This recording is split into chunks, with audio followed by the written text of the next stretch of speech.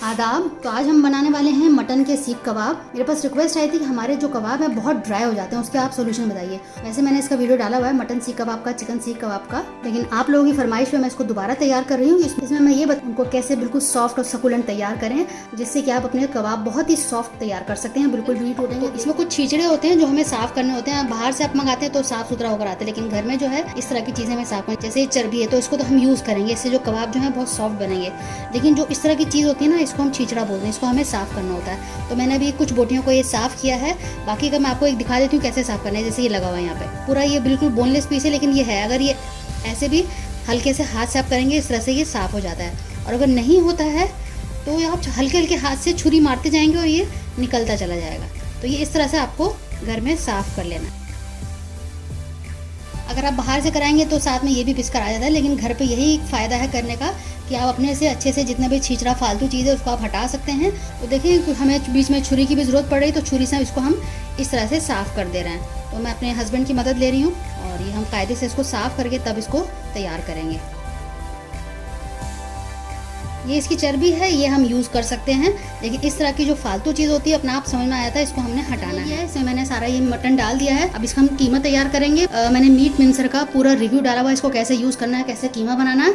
आप वो वीडियो पूरा देख लीजिएगा। इस वीडियो में मैं आपको इतना डिटेल में नहीं बता पाऊंगी। तो ये मैंने यहाँ पे मीट डाल दिया है और यहाँ पे एक होल बना हुआ है, मैं यहाँ पे मीट डालती जाऊँगी। तो ये ऑन का बटन है, इससे हम करेंगे। तो मैंने एक दो बोटियाँ इसके अंदर पहले से डाल देती हूँ।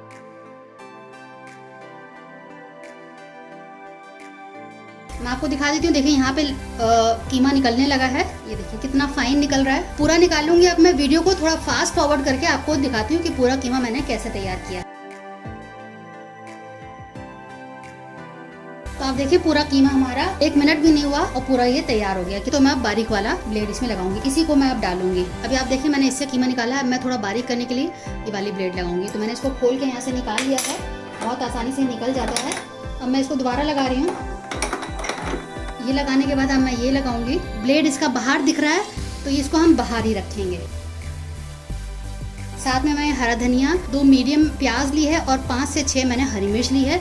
तो सारी चीजें मैं कीमे के साथ ही डाल दूंगी।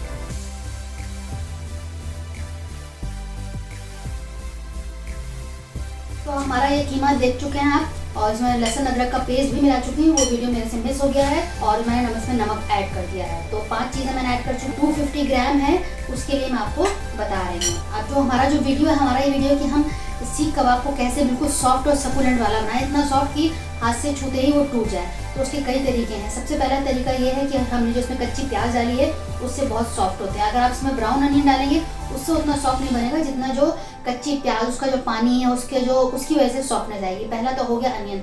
दूसरा हो गया, अगर आप अनियन नहीं डालना चाहते हैं तो आप उसकी जगह 1 से 2 चम्मच दही डाल दें, उससे भी काफ़ी सॉफ्ट बनेंगे। अगर आप वो भी नहीं डालना चाहते, तीसरा ऑप्शन है कि आप इसमें बकरे की चर्बी का घी ऐड कर सकते हैं। ये मैंने निकाला था तो इसको मैं यूज़ करती हूँ सीख कबाब के लिए या और रेसिपीज़ में। तो इसमें हम 1 चम्मच डालेंगे। तो तीसरा तो ये हो गया। चौथा है, जब आप कबाब का कीमा लेकर आते हैं तो उसमें 15% आप फैट ले लीजिए साथ में, और उसको साथ में ही पिसवा लीजिए, तो उससे भी आपके कबाब जो है सॉफ्ट बनेंगे। तो मैंने आपको 4 तरीके बता दिए। तो जो मसाले हैं मैं आपको दिखा देती हूँ। इसका मोस्ट इंपॉर्टेंट इंग्रेडिएंट है अजवाइन का पाउडर। अजवाइन को मैंने पीस लिया तो उसका 1/2 टीस्पून लिया है। 1/2 टीस्पून काली मिर्च है, चाट मसाला है 1/2 टीस्पून से थोड़ा ज्यादा है, और ये गरम मसाला है। सारी चीजें मैं इसमें डाल देती हूँ और इसे मिक्सिंग करेंगे।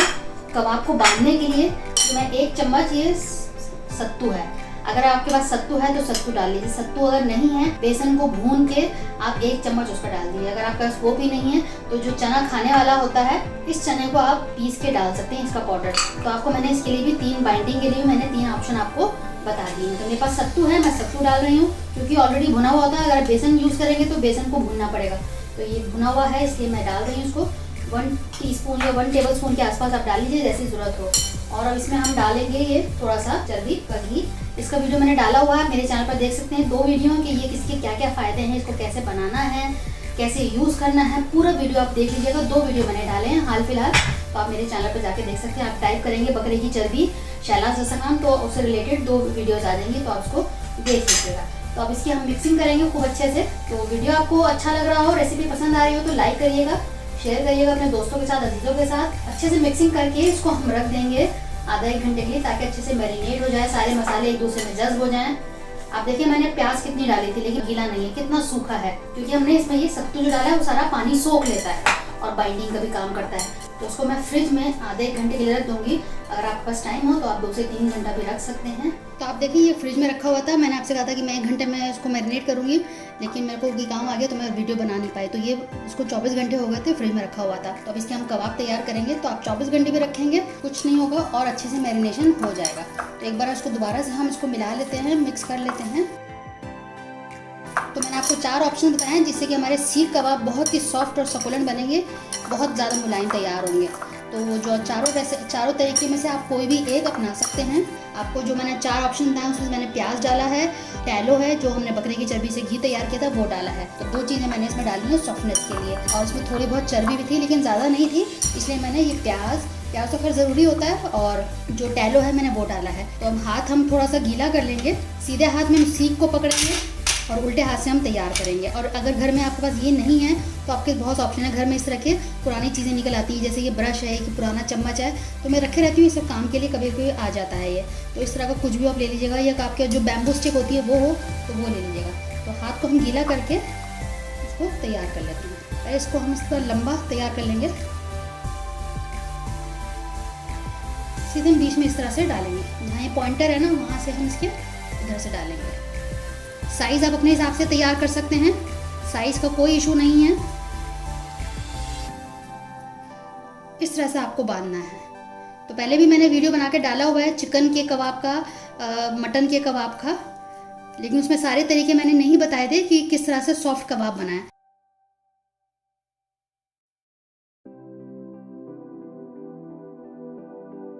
मैंने ये मोटा इसलिए लिया है क्योंकि इसको हमको अंदर से भी गलाना होगा, तो छेद अगर मोटा होगा तो अंदर से पक जाएगा, इसलिए ये मैंने मोटा वाले, कोशिश करके आप मोटा वाला ही लीजिएगा। मेरे पास पतले वाले भी हैं, लेकिन मैं कोशिश करती हूँ इसे बनाने की, क्योंकि कबाब है अंदर से कुक करना है हमें।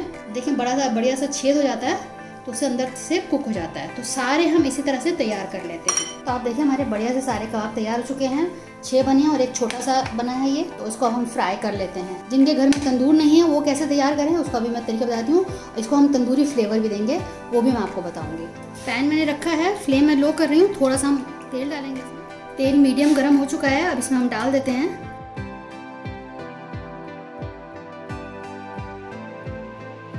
बस। बीच बीच में हम इसको ऐसे करेंगे, बिल्कुल लो फ्लेम पे इसको करना है, और बीच बीच में हम ऐसे करेंगे ताकि तेल जो है इसके छेद के अंदर तक चला जाए, अंदर से भी पके। बस अभी हम कुछ नहीं करेंगे, पलटेंगे नहीं, 4-5 मिनट ऐसे ही छोड़ देते हैं। अब देख लेते हैं, पलट लेते हैं। या तो आप इस तरह का चिमटा ले लीजिए, या फिर इस तरह का हो पकड़ने के लिए, तो इससे कर लीजिए। तो अब इसको हम पलट देते हैं, बहुत हल्के हाथ से पलटना है। देखिए कितना अच्छा सा कलर आया है। 5 मिनट मैंने इसको ऐसे ही छोड़ दिया था, बहुत लाइटली करना है। और बीच बीच में मैं पैन को हिला रही थी, जैसे मैंने आपको दिखाया ही था कि बीच बीच में पैन को हिला देना है बस। इस छोटू को भी पलट देते हैं, ये बहुत प्यारा सा लग रहा है छोटू। हल्के हल्के हाथ से हमें करना है। जब ये पकने लगता है तो ये थोड़े से श्रिंक होते हैं। आप देख रहे हैं थोड़े छोटे हो गए हैं पहले से, कितनी जगह बन गई है। पहले जगह नहीं लग रही थी, लेकिन अब पैन में जगह दिख रही है। तो बस अब बीच बीच में फिर दोबारा से मैं ऐसे करूँगी। इन कबाब में ख़ास बात यह है कि जितना बारीक कीमा होगा उतना अच्छा कबाब तैयार होंगे, क्योंकि बंध जाएगा। पतला कीमा होगा तो बारीक होगा, अगर मोटा होगा तो बंधने में उसको दिक्कत आएगी, तो उनकी शेप जो है अच्छी नहीं आएगी। तो आप कोशिश करके आया तो आप बाहर से करवा लीजिएगा, जैसे मैंने तो घर की मशीन में किया है। आप बाहर भी करवा सकते हैं, ये आपके पास फूड प्रोसेसर है, ये मिक्सर ग्राइंडर आपका हैवी ड्यूटी है, अच्छे वॉट का है, तो आप उसमें भी कर सकते हैं। तो आपके पास बहुत ऑप्शन है। अगर आपके पास बोनलेस मटन रखा है, आप उसको घर में ही पीस लें। पहले हाथ से थोड़ा मोटा मोटा कीमा कर लें, उसके बाद मिक्सर जार के ग्राइंडर में, या फिर फूड प्रोसेसर, या फिर जैसे मैंने मशीन रखी हुई है, आप उस तरह से कर सकते हैं। वो मशीन बहुत काम की, अच्छा इन्वेस्टमेंट है, ये 1 टाइम इन्वेस्टमेंट है, बहुत काम आता है। अगर आपके पास किचन है ठीक ठाक बड़ा तो आप रख सकते हैं, वैसे वो ज़्यादा स्पेस नहीं लेता है, लेकिन किचन काउंटर पे रहेगा तो जब जब चाहें हम कीमा तैयार कर सकते हैं घर पे। बस बीच बीच में मैं इसको ऐसे कर रही हूँ, और थोड़ी देर में फिर मैं पलट दूँगी, क्योंकि हमें इसको अंदर से भी गलाना है और उसको तंदूरी फ्लेवर भी देना है। दूसरी साइड से भी हो चुका है। देखिए अब मैं इसको इस तरह से खड़ा कर दूँगी, दोनों साइड से हो चुका है। अब मैं सबको इस तरह से खड़ा कर देंगे, एक दूसरे के सहारे से खड़ा हो जाएगा सब, क्योंकि हमें साइड से भी सेकना है, तो इसलिए ऐसे कर देंगे। दूसरी साइड से भी ऐसे ही कर लेंगे। फिर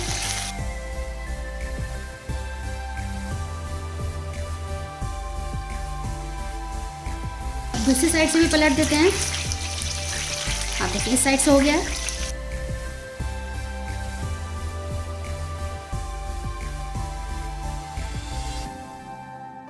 बस सिंपली सारी साइड से हो गया। अब ये चौथी साइड है। अब मैं आपको उसको दिखाती हूँ कि तंदूरी फ्लेवर कैसे देना है। अब आप देखिए मैंने ये नीचे कोल रखा हुआ है, उसमें मैंने फ्लेम लगा दी है। मेरे पास ये स्टैंड था, इस तरह का स्टैंड, ये मैंने इसी पर्पज़ से ख़रीदा हुआ है क्योंकि घर में थोड़ा सा फ्लेवर देने के लिए तंदूरी। और इस तरह की अगर आपके पास जाली हो तो उसके ऊपर ये रख लीजिए। इस तरह की जाली तो बहुत नॉर्मली सबके घरों में रहती है, रोटी पलटने के लिए या बैगन सेकने के लिए, इस तरह की सेकने के लिए। तो इस पर मैंने रख दिया है, फ्लेम को बिल्कुल लो कर दिया है। कबाब हमारे बिल्कुल तैयार हो चुके हैं। अब मैं इस पर रख दूंगी। इसका जो इसकी स्मोक से तंदूरी फ्लेवर आएगा, स्मोकी फ्लेवर आएगा।